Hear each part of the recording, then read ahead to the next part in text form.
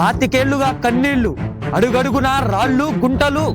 వర్షం పడితే ఆ ఊరి ప్రయాణం నరకప్రాయం.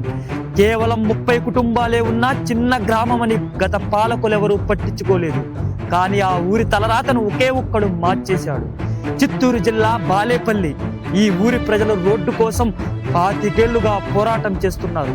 అత్యవసర సమయంలో హాస్పిటల్కు వెళ్లాలన్నా, పిల్లల బడికి వెళ్లాలన్నా ప్రాణాలను అరచేతిలో పెట్టుకోవాల్సిందే. 25 ఏళ్లుగా అడిగేవారు లేరు, చేసేవారు అసలే లేరు. కానీ మన ఉప ముఖ్యమంత్రి పవన్ కళ్యాణ్ గారు పంచాయతీరాజ్ శాఖ బాధ్యతలు తీసుకున్నాక పరిస్థితి మారింది.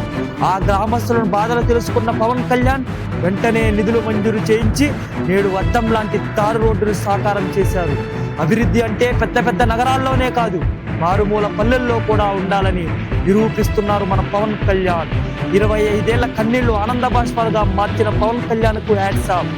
మరిన్ని పొలిటికల్ అప్డేట్స్ కోసం మన ఛానల్ని సబ్స్క్రైబ్ చేసుకోండి. జై హింద్.